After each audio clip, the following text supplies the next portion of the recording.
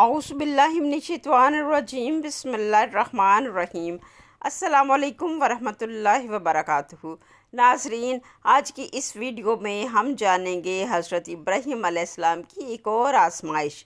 حضرت ابراہیم علیہ السلام کا عطیت الہی میں اپنی بیوی ہاجرہ اور اپنے نومولود بیٹے اسماعیل علیہ السلام کو وادی بے آب و گیاں مکہ مکرمہ میں چھوڑنے کا واقعہ۔ قربانی، توکل اور اللہ کی اطاعت کی ایک عظیم مثال۔ یہ واقعہ قرآن و حدیث میں کئی مقامات پر بیان ہوا ہے، خاص طور پر سورۃ ابراہیم میں۔ یہ کہانی ہے ایک ماں کے صبر و یقین کی۔ یہ کہانی ہے ایک باپ کے کامل اطاعت کی۔ یہ کہانی ہے ایک بچے کی برکت سے جاری ہونے والے آب زمزم کی۔ ایک دن اللہ تعالیٰ نے اپنے نبی حضرت ابراہیم علیہ السلام کو سخت حکم دیا، اپنی بیوی ہاجرہ اور نومولود بیٹے اسماعیل علیہ السلام کو ایک بے آب و گیاں وادی میں چھوڑ دو۔ نہ وہاں کوئی انسان تھا، نہ پانی، نہ سایہ، تپتا صحرا تھا، لیکن یہ اللہ کا حکم تھا اور اللہ کے نبی اطاعت میں سوال نہیں کرتے۔ حضرت ابراہیم علیہ السلام اپنی بیوی اور بچے کو لے کر مکہ کی وادی میں آئے۔ وہاں ایک چھوٹی سی چادر بچھائی، کھجوروں کا تھیلا اور ایک مشکیزہ پانی کا رکھ دیا۔ حضرت ابراہیم علیہ السلام واپس چلنے لگے۔ حضرت ہاجرہ نے پکارا، ابراہیم، کیا ہمیں یہاں چھوڑ کر جا رہے ہو؟ حضرت ابراہیم علیہ السلام خاموش رہے۔ حضرت ہاجرہ نے پھر پوچھا، کیا یہ اللہ کا حکم ہے؟ ابراہیم نے کہا، ہاں۔ حضرت ہاجرہ نے آنکھوں میں آنسو لیے کہا، پھر اللہ ہمیں ضائع نہیں کرے گا۔ جب پانی ختم ہو گیا تو حضرت ہاجرہ نے اپنے لال کو پیاس میں تڑپتے دیکھا تو صفا پہاڑی پر چڑھیں، پھر مروہ پر 7 بار دوڑیں، اور یہ عمل آج بھی حج کا رکن ہے۔ تب اللہ نے حضرت اسماعیل علیہ السلام کے قدموں کے نیچے سے زمزم کا چشمہ جاری کر دیا، ایک ایسا پانی جو نہ صرف مقدس ہے بلکہ شفا ہے۔ یہ چشمہ قیامت تک رہے گا۔ جب حضرت ابراہیم علیہ السلام نے اپنے کلیجے کی ٹھنڈک، اپنی آنکھوں کے نور، ابن نبی اللہ کو اس سنسان بیابان میں، اس ہو کے عالم میں اکیلا چھوڑ دیا اور ثنیا کے مقام تک پہنچے اور یہ معلوم کر لیا کہ اب ہاجرہ پیچھے نہیں ہے اور وہاں تک یہاں تک ان کی نگاہ کام نہیں کر سکتی، تو بیت اللہ شریف کی طرف متوجہ ہو کر ہاتھ اٹھا کر دعا کی۔ سورۃ بقرہ آیت نمبر 126 میں ہے، وَإِذْ قَالَ إِبْرَاهِيمُ رَبِّ اجْعَلْ هَٰذَا بَلَدًا، اور یاد کرو جب ابراہیم نے دعا کی، اے میرے رب، اس مکہ کو ایک پرامن شہر بنا دے، وَارْزُقْ أَهْلَهُ مِنَ الثَّمَرَاتِ، اور اس کے رہنے والوں کو پھلوں کا رزق عطا فرما، آمَنَ مِنْهُمْ بِاللَّهِ وَالْيَوْمِ الْآخِرِ، ان لوگوں کو جو اللہ پر اور آخرت پر ایمان رکھتے ہیں۔ یہ دعا حضرت ابراہیم علیہ السلام نے اس وقت کی جب وہ حضرت اسماعیل علیہ السلام اور ان کی والدہ حضرت ہاجرہ کو بے آب و گیاں وادی میں چھوڑ آئے تھے۔ اس دعا میں امن، ایمان اور رزق کی درخواست ہے، جو ایک نبی کی امت کے لیے فطری اور بنیادی دعا ہے۔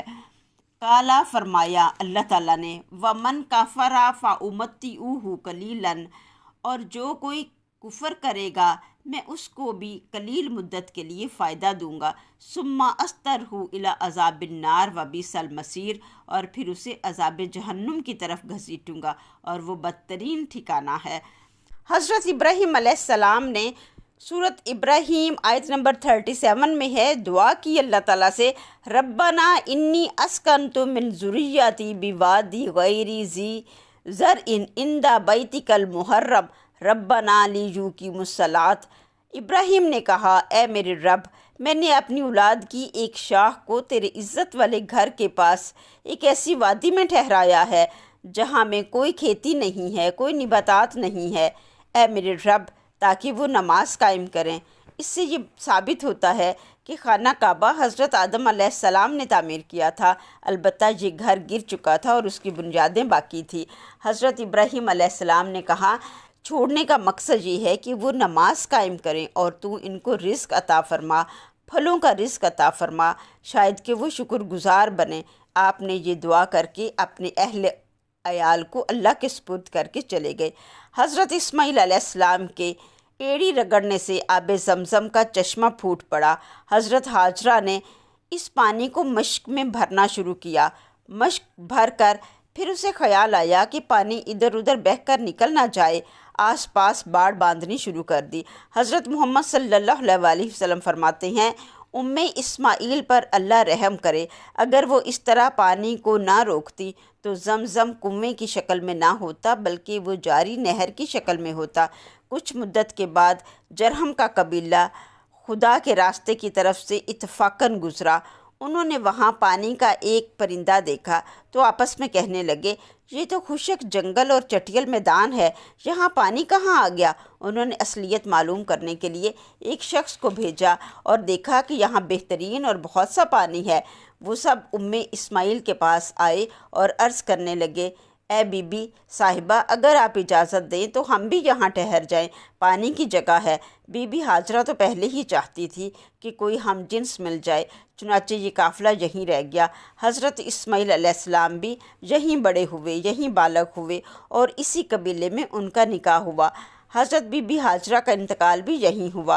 حضرت ابراہیم علیہ السلام کی دعا قبول ہوئی، لوگوں کے دل ان کی طرف مائل ہو گئے، لوگ ان سے محبت کرنے لگے اور ہر طرح کے میوے اور پھل یہاں اگنے لگے۔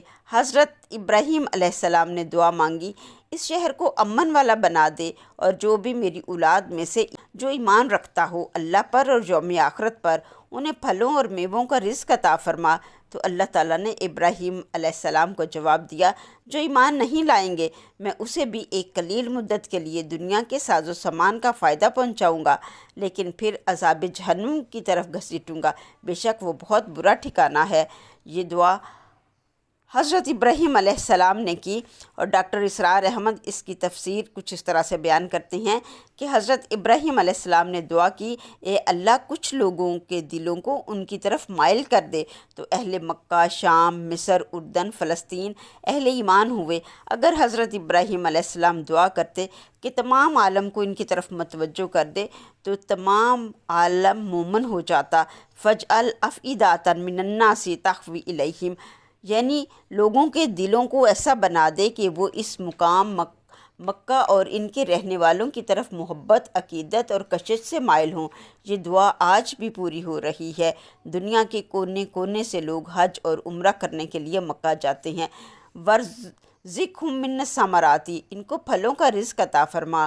آج بھی مکہ مکرمہ میں دنیا بھر کے پھل دستیاب ہیں، حالانکہ وہاں زراعت نہیں ہے۔ لَعَلَّهُمْ يَشْكُرُونَ، تاکہ وہ شکر گزار بنیں۔ حضرت ابراہیم علیہ السلام چاہتے تھے کہ ان کی نسل اللہ کی نعمتوں کی شکر گزار بنے۔ حضرت ابراہیم علیہ السلام کی اس دعا سے ہمیں کئی اخلاقی اور دینی اسباق حاصل ہوتے ہیں۔ مشکل حالات میں بھی اللہ پر بھروسہ رکھنا مومن کی پہچان ہے۔ انہوں نے دعا کی کہ ان کی اولاد وہاں نماز قائم کرے۔ ہماری زندگی کا اصل مقصد عبادت الہی ہے، دنیاوی معاملات اس کے تابع ہونے چاہیے۔ حضرت ابراہیم علیہ السلام نے نہایت عاجزی اور ترتیب کے ساتھ دعا مانگی، پہلے مقام، پھر عبادت، پھر لوگوں کا رجحان اور آخر میں رزق۔ دعا میں اخلاص، ترتیب اور مقصدیت ہونی چاہیے۔ انہوں نے رزق کی دعا کے ساتھ یہ بھی کہا تاکہ وہ شکر گزار بنے۔ صرف نعمت مانگنا کافی نہیں بلکہ نعمت ملنے پر شکر ادا کرنا بھی مومن کا شیوا ہے۔ یہ آیت ہمیں سکھاتی ہے کہ قربانی، دعا، اخلاص، عبادت، توکل اور شکر گزاری ایک سچے مومن کی زندگی کے بنیادی ستون ہیں۔ اگر ہم ان صفات کو اپنی زندگی میں اپنائیں تو اللہ بھی ہماری تمام دعائیں قبول کرے گا۔ آج کے اس واقعے سے یہ سبق حاصل ہوتا ہے، اللہ پر بھروسہ ہو تو صحرا میں بھی چشمے پھوٹتے ہیں۔ بس ایک قدم اللہ کے حکم کی طرف اٹھاؤ، پھر دیکھو اللہ کیسے نوازتا ہے۔ حضرت ہاجرہ کا توکل اللہ پر بے مثال، حضرت ابراہیم علیہ السلام کی اطاعت کا عمل، انہوں نے اللہ کے حکم کے آگے کوئی سوال نہ کیا۔ حضرت اسماعیل علیہ السلام کے وسیلے سے اللہ نے قیامت تک جاری رہنے والا پانی عطا فرمایا۔ آج بھی حج کرنے والا ہر مسلمان حضرت ہاجرہ کی صحیح کی پیروی کرتا ہے۔ نیکسٹ ویڈیو میں ہم جانیں گے حضرت ابراہیم علیہ السلام اور حضرت اسماعیل علیہ السلام کی قربانی کی داستان۔ ہماری نیکسٹ ویڈیو کا انتظار کریں، چینل کو سبسکرائب کریں، نبی خدا کی اس کہانی کو زیادہ سے زیادہ شیئر کر کے آگاہی دین کو پھیلانے میں ہمارے ساتھ تعاون کریں۔ ملتے ہیں نیکسٹ ایپیسوڈ میں، تب تک کے لیے اللہ حافظ۔